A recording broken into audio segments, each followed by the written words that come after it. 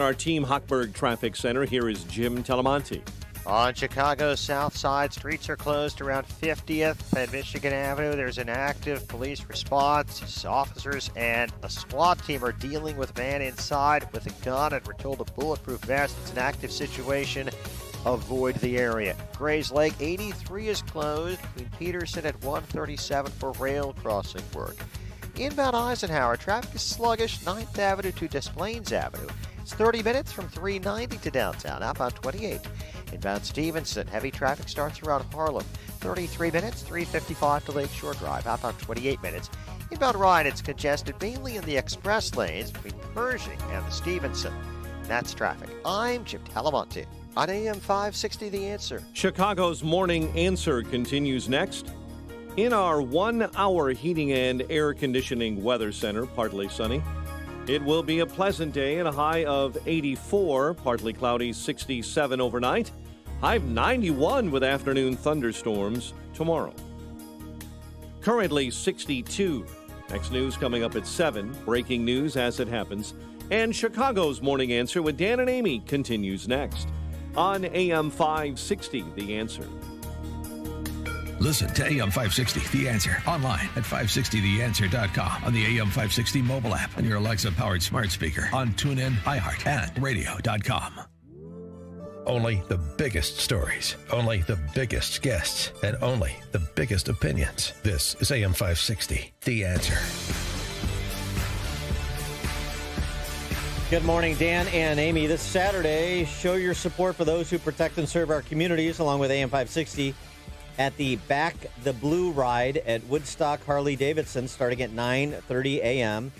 Kickstands up at 11. Yeah. Processing to police stations throughout McHenry County. All vehicles are welcome to join in a ride to support our police officers. Find all the details on Facebook. Back the Blue motorcycle ride. Back the Blue motorcycle ride. Oh, good for them. All right.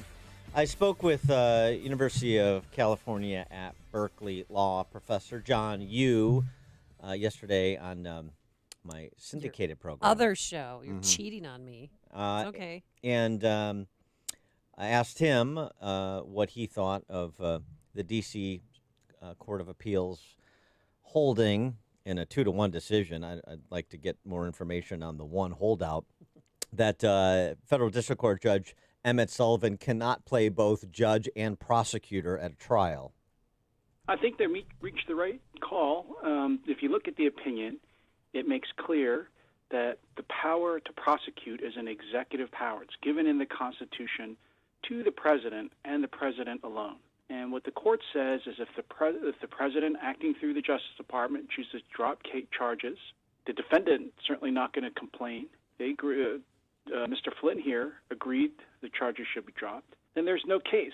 And if there's no case, under the Constitution, the courts have no role to step in and force the executive branch to continue prosecuting a case that it doesn't want to. So in normal times, with a normal defendant, this would be an easy case. Wouldn't even require all the attention and ever go up to the D.C. Circuit and maybe even to the Supreme Court still. The only reason it's there is because this involves General Flynn and accusations of corruption and the Russia collusion probe, which turned out to be groundless against President Trump.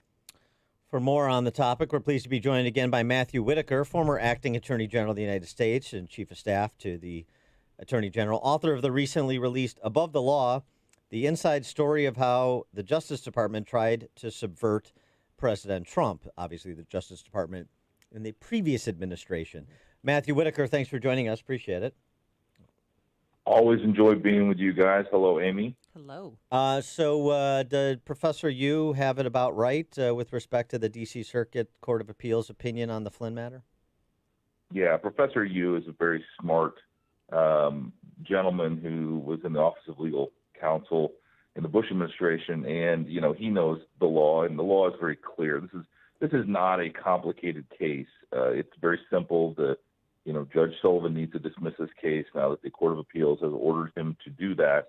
There is no ability of the judicial branch to conduct a prosecution. And once the executive branch, once the Department of Justice says we're no longer pursuing a case, it's over. And, that's the very clear holding of the Court of Appeals case.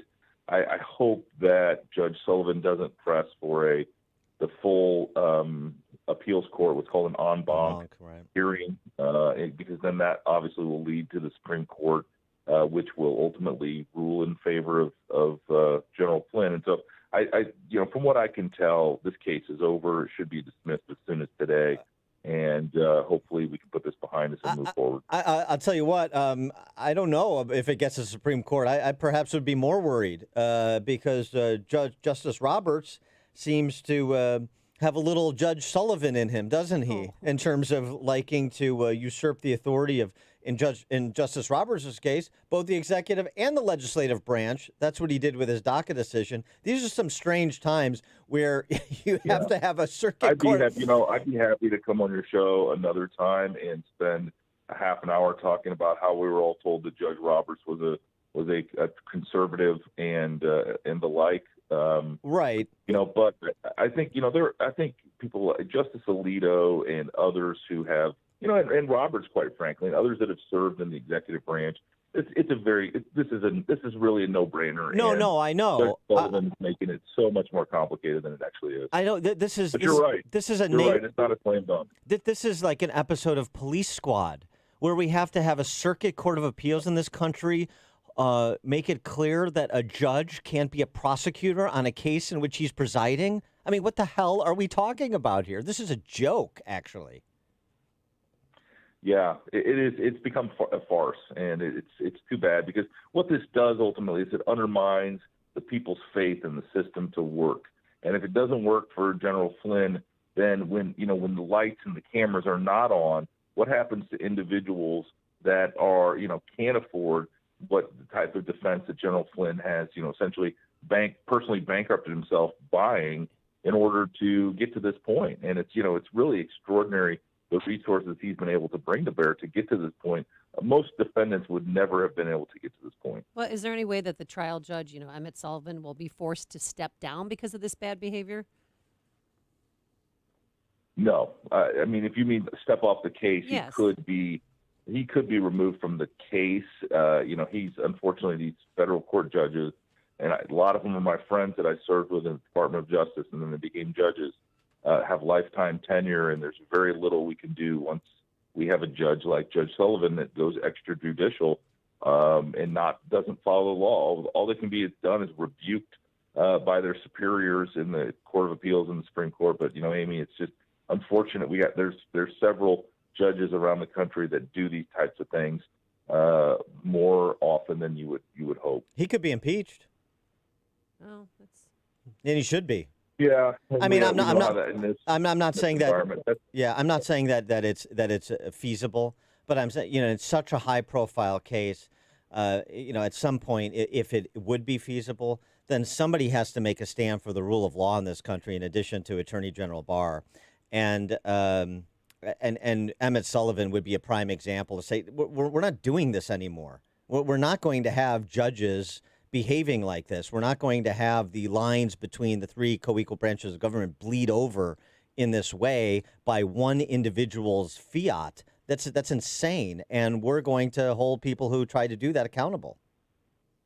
That's such a good point, and this is where something like what Judge Sullivan is doing erodes the rule of law, because it creates confusion. And ultimately, instead of just being following the law, following Rule 48 of the Federal Rules of Criminal Procedure, which make it very clear that this case needs to be dismissed once the executive branch asks for it to be dismissed, he's created extrajudicial process, and then it becomes a matter of whether you're cheering for General Sullivan and the president or whether you're opposed to them, and that's not the way justice should be done.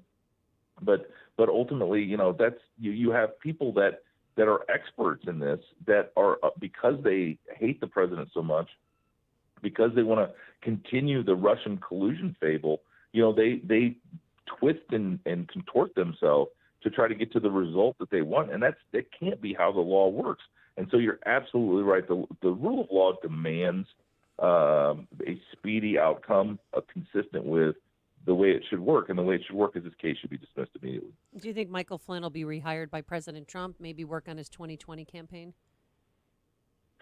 I fully expect that General Flynn will be relevant to the 2020 election. I don't know how the president's I haven't talked to the president about this recently, and so I don't know whether or not General Flynn will have an official role, but he's certainly going to be very supportive of the president. And, nobody's done, you take a step back from General Flynn, nobody's done more on criminal justice reform and trying to restore the rule of law than President Trump. And I think that's going to become more and more clear as we get closer to November.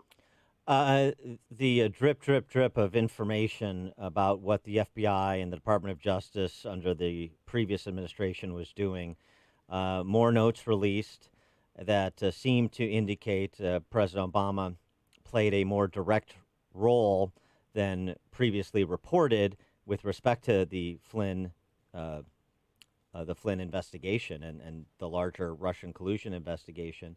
Kathy Yates, former acting AG, telling the special counsel that Obama broke the news of Flynn's phone calls with Russian Ambassador Sergei Kislyak to her during their January 5th, 2017 meeting. Yates detailed further involvement from Obama. Quote, President Obama said he wants to be sure that as we engage with the incoming team, we are mindful to ascertain if there is any reason that we cannot share information fully as it relates to Russia. Also included in these FBI notes that were released was Comey's description that the Flynn-Kislyak phone calls appear, quote, unquote, legit, as opposed to evidence of some, Manchurian candidate operation that Flynn was the front man for. You wrote a book, Above the Law, the inside story of how the Justice Department tried to subvert President Trump. I assume it's these sorts of notes that we're learning about with each passing week that you were referencing in your book. Yeah, and I think, it is very clear that the White House was involved in at least the prosecution of General Flynn, if not the whole Russian collusion fable. And so, I think we have learned more. We now need to understand from President Obama and Vice President Biden more about these meetings they had regarding these prosecutions, because these notes are incomplete. But, one of the things that I noticed is how it appears that Vice President Biden was the one that introduced the concept of using the Logan Act against General Flynn to justify the prosecution, or at least the investigation. And, the Logan Act, my recollection, it's never been used. Right. It essentially prohibits citizens, non-government, people not in the executive branch, from conducting foreign policy discussions with leaders from other countries and governments. And so, it's never been, it was passed in the 1700s. I don't think it's ever been enforced as a criminal statute. And if it was, then obviously John Kerry and other people that are, running their own kind of freestyle foreign policy would be caught up in that. So, I think Vice President Biden was not truthful in his Good Morning America interview several weeks ago. And, again, if he ever is forced to answer questions from the media, he's got a lot of explaining to do about, this meeting and what he recommended for General Flynn. Given that, do you think it was judicious of Attorney General Barr to make public the position that at this point, based on what he knows of the Durham investigation, that neither former President Obama or former Vice President Biden are targets? Yeah, so what he said was that he did not have any evidence to support an investigation into Biden or Obama. And, I believe that that's the case. I mean, I don't think these notes suggest any criminality, but it doesn't mean that the evidence won't be developed to justify an investigation. That's called, predication, which the Obama administration clearly didn't think they had to predicate investigations. They just thought they could, send investigators in to interview people like General Flynn and see if they could entrap them in, some sort of a perjury charge. Because, this is not, I outlined this in my book that you mentioned. It's just how the Obama administration got off the rails as to how regular order at the Department of Justice is done, and how we have to restore, and how Bill Barr has restored, and myself and others, how hard we work to make sure that we do cases the right way. We need to, the rule of law demands that. And what is your position on the Durham report? Barr has talked about the investigation he believes may be completed by the end of the summer. He won't be more specific than that for all kinds of obvious reasons. But the idea that the investigation and the recommendations that come from it, including the recommendation of criminal charges, that this is really mission critical, and Durham has to have a clock ticking in his mind that this needs to be completed before the election. Yeah, so I fully expect that John Durham will do whatever is necessary to get results. I mean, I think we were led to believe months ago that it would be, summer, early summer. Bill Barr just said that it would be the end of summer.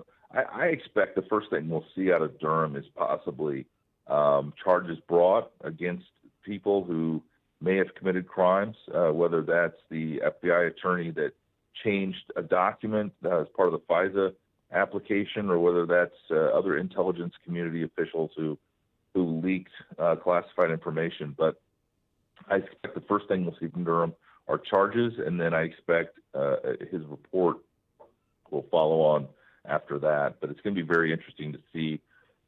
The American people want accountability, and I think ultimately it's going to be very important to, have a full accounting of what happened, of the origins of this investigation, and then ultimately hold people accountable for violating the law. He is Matthew Whitaker, former acting Attorney General of the United States and Chief of Staff to the AG. He's the author of the recently released Above the Law, the inside story of how the Justice Department tried to subvert President Trump.